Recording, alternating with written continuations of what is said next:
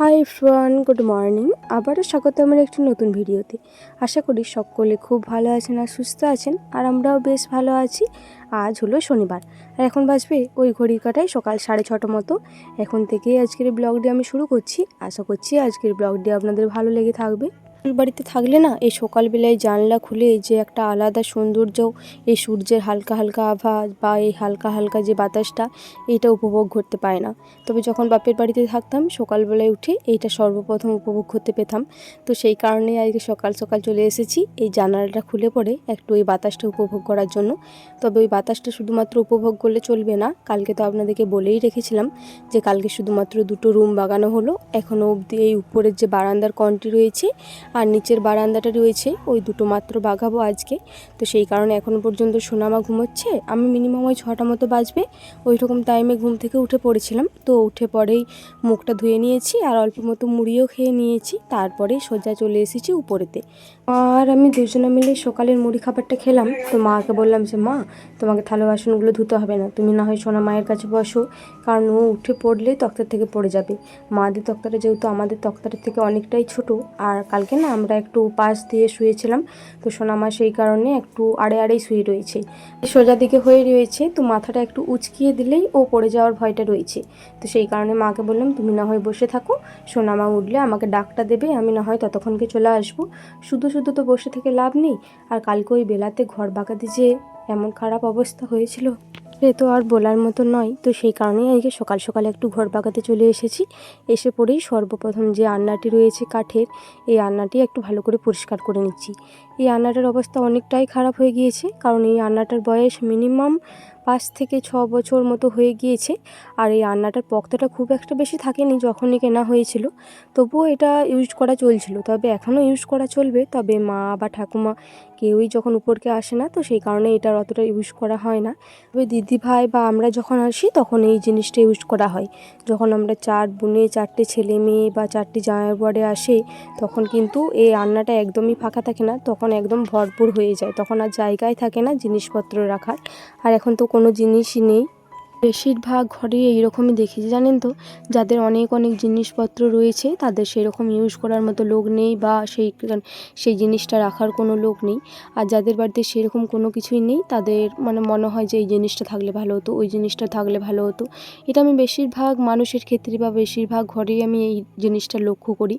যাই হোক, ওই আন্নাটা 1 নাম্বার এক্সাম্পল আপনারা দেখলেন। আর এই যে স্ট্যান্ড ফ্যানটি রয়েছে, এই স্ট্যান্ড ফ্যানটি ইউজ করার কোনো রকম লোক নেই। এর আগের বছরকে যখন আমি প্রেগনেন্সিতে ছিলাম, সোনামা যখন আমার পেটে ছিল, তখন আমি স্ট্যান্ড ফ্যানটি নিয়ে গিয়েছিলাম, সোনামায়ের পাপাই নিয়ে গিয়েছিল। তখন তো আমার প্রচণ্ড পরিমাণে গরম করতো, আর আমাদের রুমটা না এমনিতেই অনেকটা পরিমাণে গরম। তো সেই কারণেই মাই বলেছিল যে স্ট্যান্ড ফ্যানটা নিয়ে যাবে। শুধু শুধু ইউজ তো করা হয় না, ঘরের ভিতরে রাখা হয়, আর যে কোনো জিনিস ইউজ করা না হলে বেশি একটু খারাপ হয়ে যায়। তো এর আগের বছরকে নিয়ে গিয়েছিলাম ঠিকই, তবে এই বছর কিন্তু আর নিয়ে যাইনি।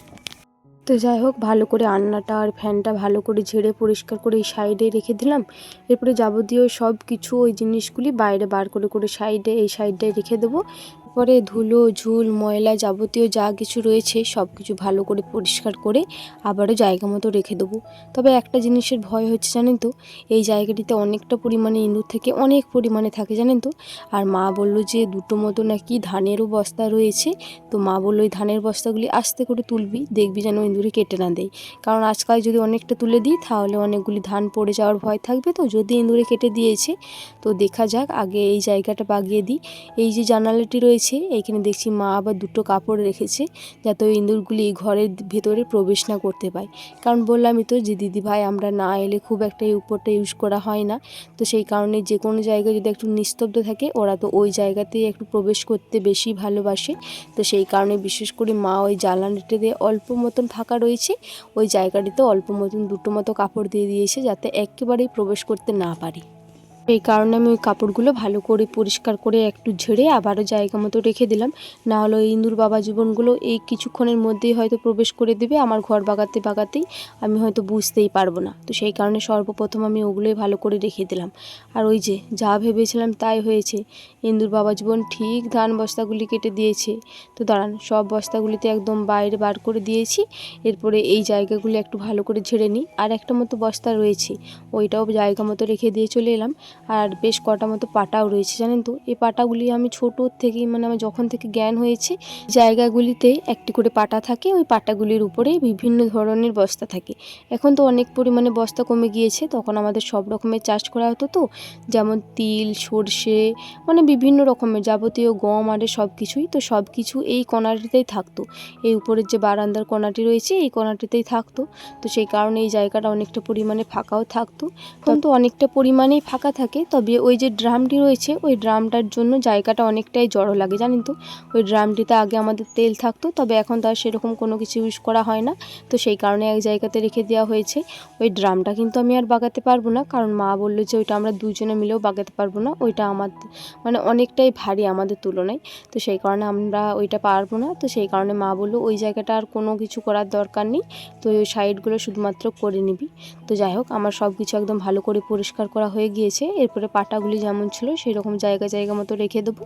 তারপরে ওই যে বস্তাগুলি এইদিকে সাইডে ঝেড়ে ঝেড়ে রাখলাম, ওই বস্তাগুলিও এরপরে জায়গা জায়গা মতো রেখে দেবো। সত্যি কথা বলতে ঘর বাগাতে করলে না একবার এক নিমেষেই হয়ে যায়। এখনও পর্যন্ত কিন্তু সোনামা ওঠেনি। তো যাই হোক, আমার আশা করছি মানে আমার এই জায়গাটা বাগাতে বাগাতে সোনামা উঠে যাবে, কারণ এই জায়গা বাগাতে খুব একটা যে বেশি দেরি হয়েছে তা কিন্তু নয়, একদম পুরো পারফেক্ট টাইম হয়েছে। আমার ওই 35 থেকে 40 মিনিটের মতো টাইমটা লেগেছে, খুব যে কম টাইম লেগেছে তাও কিন্তু নয়, এই মিনিমাম টাইমটা লেগেছে। এই আধ ঘন্টা টাইম তো লাগবেই একটা জায়গাটা বাগাতে। একটুকুখানি যদি জায়গা বাগানো হয় তাতেও যেন 10 থেকে 15 মিনিট মতো টাইমটা লেগে যায়। তো যাই হোক, চলুন এরপরে জায়গা জায়গা মতো সব কিছুই রেখে দিই, একটু গুছিয়ে গুছিয়েই রাখবো। সত্যি কথা বলতে গুছিয়ে গুছিয়েই রাখা হয়, তবে মাদের আবার কোনো কিছু দরকার হলে মা আর ওই জিনিসটাকে বার করে, তবে মা আরে খুব একটা বেশি গুছিয়ে রাখে না, ওই যেখান থেকে নেয় সেখানে হয়তো রেখে দিল, ওই রকমভাবেই একটু জিনিসগুলো অগোছালো হয়ে যায়। তবে এই জায়গাগুলো খুব যে দেখতে ভালো লাগবে তা কিন্তু নয়, তবুও যতটা পারবো একটু গুছিয়ে গুছিয়ে রাখার চেষ্টা করব।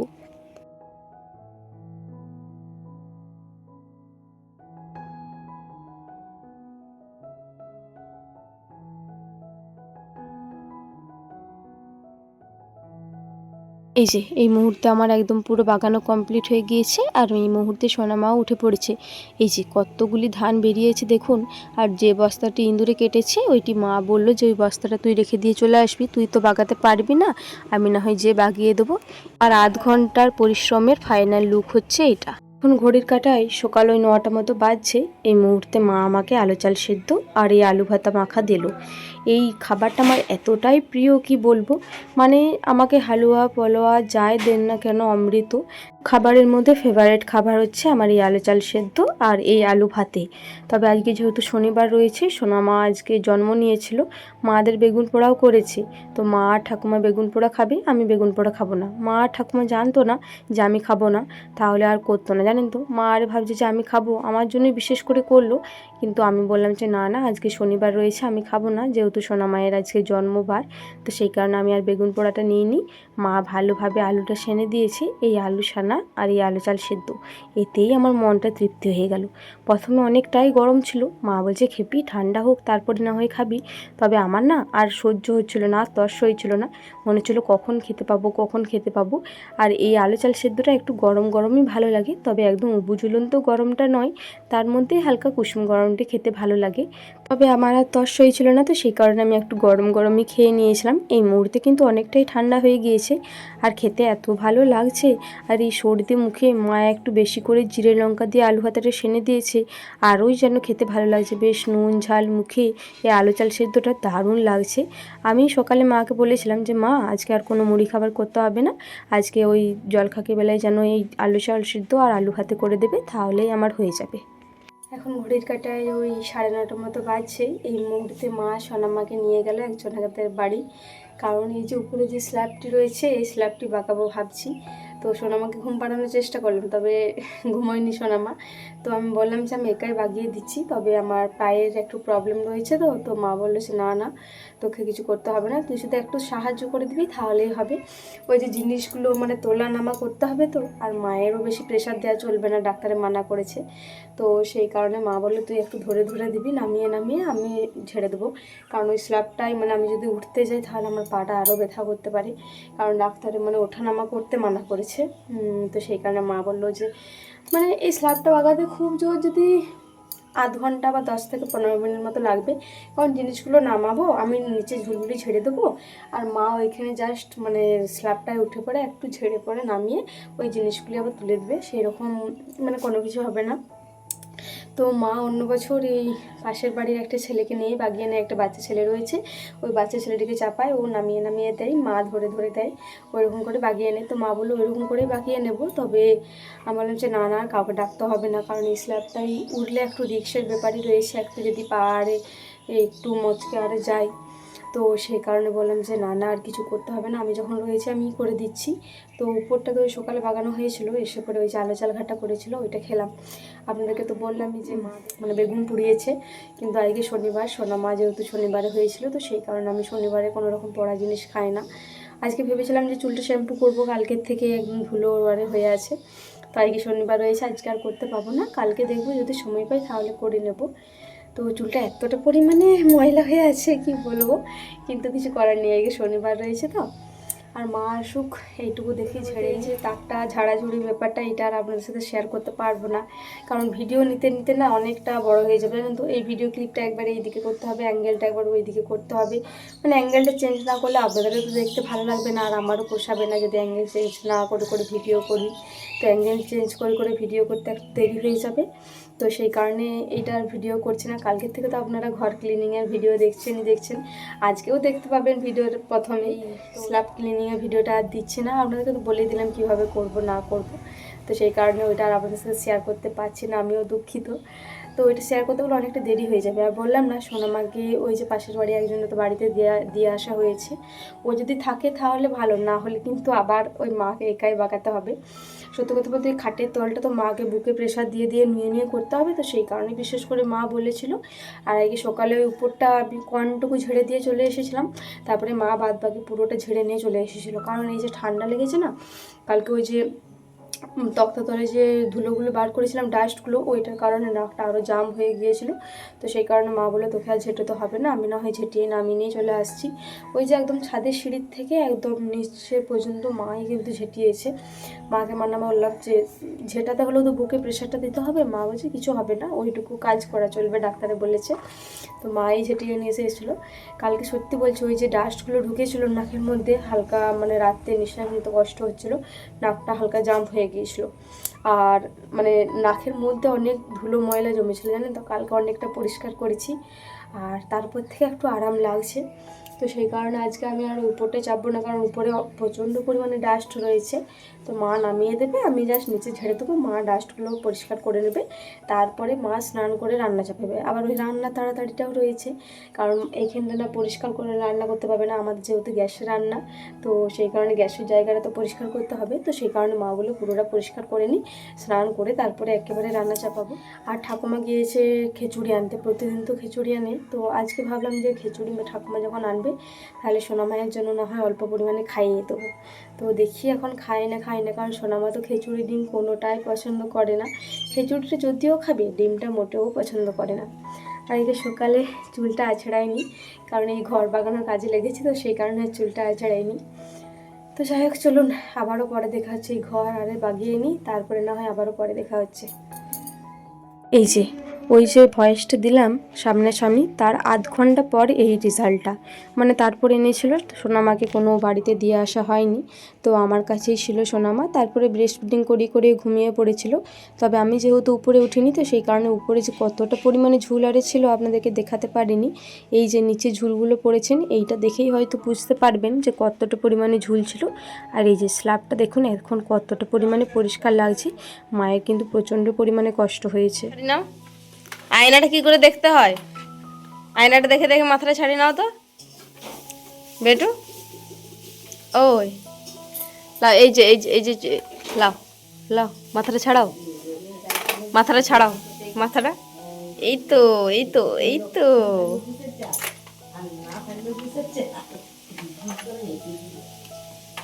কি হলো, ওটা আর চলবে না, কি করতে হবে?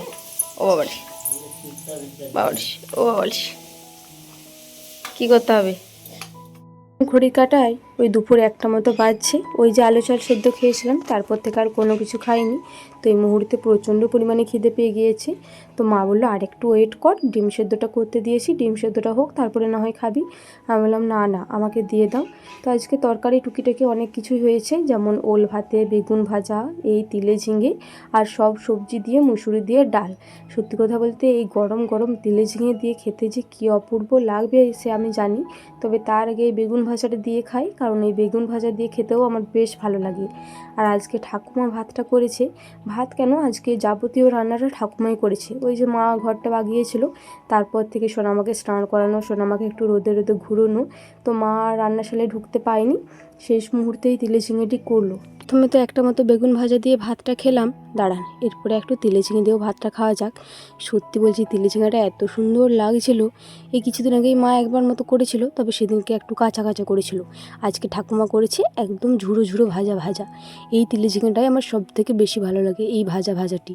আমার শাশুড়ি মাও এইরকম তিলে ঝিঙেটাই করে থাকে। তো যাই হোক, চলুন আজকে দুপুরের খাবারটা এই তিলে ঝিঙেটা দিয়েই শেষ করা যাক। সত্যি কথা বলতে ওই যে ওইদিকে অতগুলি ভাত নিয়েছিলাম, সব কটা কিন্তু খাইনি। ওই তিলে ঝিঙে দিয়ে আর একটা মতো বেগুন ভাজা দিয়ে সব কটা ভাত খেয়েছিলাম, ওই যতগুলি খেয়েছিলাম। তারপরে ওই সাইডে যে ওল ভাতেটা ছিল, ওই ওল ভাতেটা আর খাইনি, হালকা কুটকুট করছিল। যে এই মুহূর্তে এতক্ষণে ডিম সেদ্ধটা হলো। কালকে ওই যে দিদার বাড়ি গিয়েছিলাম, দিদাই এই দিক ওই দিক খুঁজে খুঁজে একটা মতো ডিম জোগাড় করলো। বললো খেপিকে কালকে সেদ্ধ বা ভাজা যায় কিছু করে দিবি। তো সেই কারণে মা আজকে সেদ্ধ করে দিল, যেহেতু বিকালে বাড়ি চলে যাব, তো সেই কারণে এখনই সেদ্ধটা করে দিল। মা বললো বিকালে খেয়ে পড়ে যাবি কি, আমি বললাম না না এখনই দিয়ে দাও। আর মাকে আমি হাফ বয়েল ডিম সেদ্ধ করতে বলেছিলাম, জানি না কেমন কি হবে, মনে হচ্ছে হাফ বয়েলই হবে। আর এদিকে মা বললো সবজির ডালটা ফেলাস না, সবজির ডালটা খেয়ে নে, উপকার তো বটে। তো সেই কারণে বসে বসে সবজির ডাল খাচ্ছিলাম। আর এই যে এই মুহূর্তে আমার ডিম সেদ্ধটা হয়ে গিয়েছে, মাই ছাড়িয়ে দিল। এই সবজির ডালের সাথে আমার এই ডিম সেদ্ধটা খেতে কিন্তু বেশ মাঝে মাঝে ভালো লাগে, এই কম্বিনেশনটা। দেখ যেমন বলেছিলাম তেমনই হয়েছে, হাফ বয়েলই হয়েছে। তবে কুসুমটা আর একটুকু যদি বয়েল হতো তাহলে ভালো হতো। আর মা উপর থেকে একটু মতো নুন ছড়িয়ে দিয়েছিল, তো সেই কারণে আরও বেশি খেতে ভালো লাগছিল। তবে কুসুমটা যদি আর একটু বয়েল হতো তাহলে খেতে ভালো লাগতো। এটাও খেতে ভালো লাগছে, তবে যদি আর একটুকু বয়েল হতো তাহলে আর একটু বেশি খেতে ভালো লাগতো। আগে দুপুরে ঘুমোতে দেয়নি, এই যে কোচ্চারানি কে ঘুমোতে দেয়নি? ঘুম পাচ্ছিল তো ঘুমোতে দেয়। কালকে সোনামা ঘুমিয়েছিল কিন্তু মায়ের ঘুম পায়নি, মা ফোন ঘাটছিল। আর আজকে সোনা মায়ের ঘুম থেকে উঠে গেছে, মায়ের ঘুম পাচ্ছে। ও বাবা রে, ও বাবা রে, আজ দুপুরে একটা ভাতও খায়নি। তাহলে দে ফুকি দে বাবা, রসটা খাই দে। এই চো এখন 2:30টা বাজছে, মিনিমাম ওই কটা বাজবে, ওই 1:50 বাজছিল তখন উঠে গেছে। তবে আজকে সোনা মায়েরও দোষ নয়, আজকে কারেন্টটাও চলে গিয়েছিল। কিন্তু কারেন্ট চলে গেলে ও কারো কথা শুনবাই না, ও ঠিক উঠে যাবে। মা গোটা গোটা দাও না, ওই গোটা গোটা মুখে রেখে দেবে, দেখো একটু পরে অক আক করবে।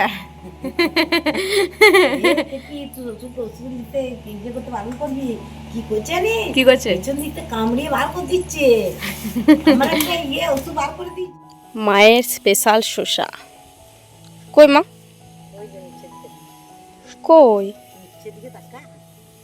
কই, আমি তো কোনো শসাই দেখতে পাইনি। এই দিক থেকে দেখতে পাই। কোথায়? ভিতরে। ও দেখতে পেয়েছি, এই একটাই ধরে যে। 3টে ধরেছিল, কাল দুটো তুলে দিই। ও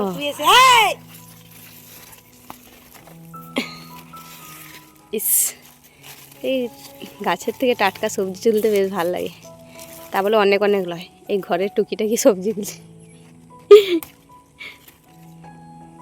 আর একটু কচিতে তুললে ভালো করতে। কচি রয়েছে, এই যে এই কাটা কাটাগুলো রয়েছে, এই রোদের জন্য মনে হয় এটা লাল হয়ে গেছে। এটা পুরো রোদটা পাচ্ছে না, আর ধরে নি তো। এই যে আবার টুকিটাকি ফুল এসছে, এটা তো শশা গাছেরই ডগরা। ওই যে আবার ছোট্ট ছোট্ট জালি এসছে। এখন ঘড়ির কাটায় মিনিমাম ওই বিকেল 4:10-15 মতো বাজবে। এই মুহূর্তে আমি বাড়ি যাব, তো সেই কারণে মা বলছে দাঁড়া কটা মতো সাবুর পাঁপড় রয়েছে ছেঁকে দিই, তারপরে না হয় খেয়ে পরে বাড়ি যাবি। মা বললো অল্প মতো ভাত বা মুড়ি যায় কিছু খা। মা বললো বিশেষ করে ভাতটাই খেতে, তবে আজকে 2বার মতো ভাত খেয়ে নিয়েছি, তো আর ভাত খাওয়ার ইচ্ছা যাচ্ছে না। আর যেহেতু ঠান্ডাটাও লেগে রয়েছে, এই ঠান্ডার কারণে আর ভাত খেতে ইচ্ছা করছে না। তো সাবুর পাঁপড় আমি ভীষণ পরিমাণে পছন্দ করি, তো সেই কারণে মা বললো কটা মতো ছেঁকে দিচ্ছি, খেয়ে পরে যা। খুব একটা বেশি পরিমাণে থাকেনি। মা বললো তোদের বাড়ির জন্য নিয়ে যাবে তো নিয়ে যা। আমি বললাম না না, আমাদের বাড়ির যা সদস্য সংখ্যা এই তোমার কটা পাঁপড়ে কিন্তু কোলাবে না, তো সেই কারণে আর বাড়ির জন্য নিয়ে গেলাম না। ওই যে পাঁপড়গুলি কটা মতো খেয়েছিলাম, তারপরে ঠাকুমাই আমাকে দিতে এসেছিলো, ঠাকুমা চুলটা আরে আঁচড়ানো, তারপরে দিতে এলো। মা আজকে একবার বললো যে মাসিমণির কাছে যাবে, মাসিমণি একা আছে তো মাসিমণিরও মনটা খারাপ লাগবে। এই যে এসে পরে দেখছি এর আগের দিনকে যে জামা কাপড়গুলি ছিল ওগুলো গুছাতে রয়েছে, আর আমি একটা মতো ব্যাগ নিয়ে গিয়েছিলাম এই জামা কাপড়গুলো উপরে গুছাতে হবে। আর এই যে আকাশি কালারের ব্যাগটা দেখছেন, এইটা মা আমাকে নতুন কিনে দিল, জানেন তো বেশ ভালো লাগছে দেখতে। মা বলছে হেতায় সেতায় গেলে তোর সেরকম কোনো ব্যাগ নেই তো, সেই কারণেই মা বিশেষ করে কিনে দিল। মানে আমার আর সোনা মায়ের নিয়ে যেতে বেশ সুবিধা হবে। আমারও হয় বই কি আমার সন্দেহ সোনা মায়ের যা জিনিস নিয়ে যেতে হয় ওর জিনিসেই হয়তো ভর্তি হয়ে যাবে। এই যে বাড়িতে এসে পড়ে ভাবলাম সোনাকে ঘুম পাড়াবো, কারণ আজকে সারাটা দুপুর ঘুমায়নি, ওই যে কারেন্ট চলে গিয়েছিল তখন থেকে উঠে পড়েছে। ভাবলাম যে ঘুমিয়ে যাবে, কোথায় পাবেন, একবার মতো ব্রেস্ট ফিডিং করলে একটু মতো, তারপরে এই যে দুষ্টুমি আরম্ভ হয়ে গিয়েছে। এসে পরে আমি স্ট্যান্ডে রাখলাম, এসে পরে দেখছি ওই স্ট্যান্ডের দিকে নজর পড়েছে, ওই স্ট্যান্ডটি নাকি ও তুলবে, ওইটার জন্যই ওর একটু মানে ছটপটানি লাগছে, ও তুলতে পারছে না আর ও জোর জবরদস্তি তোলার চেষ্টা করছে।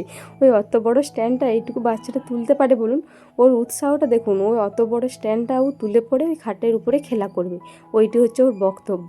কী আর বলবো এখনকার বাচ্চাদের, এই যে দেখুন মানে কি নাই বদমাইশিটা হয়েছে, শুধু ওই স্ট্যান্ডটিকে তোলার চেষ্টা করছে। আমি সেই কারণে এইদিকে স্ট্যান্ডটা রাখি না, তবে আজকে আর এসে পরে তাড়াতাড়ি করে সব কিছু পাকালাম তো, তাড়াতাড়ির মধ্যে আর খেয়াল থাকেনি স্ট্যান্ডটা ভালোভাবে খুলে পরে এই জায়গাটিতেই রেখে দিয়েছি। এর পরের দিন থেকে না এখানে আর রাখা চলবে না, অন্য জায়গায় রাখতে হবে।